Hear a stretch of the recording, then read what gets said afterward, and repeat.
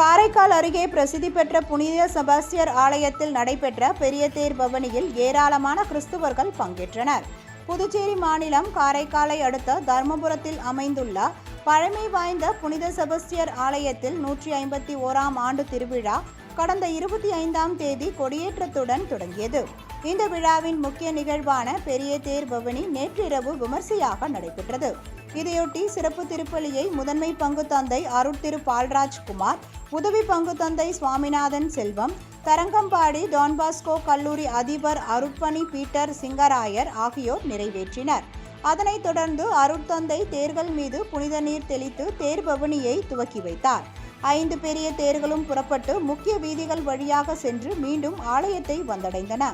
இதில் ஏராளமான கிறிஸ்துவர்கள் பங்கேற்று புனித செபஸ்தியரை வழிபட்டனர்.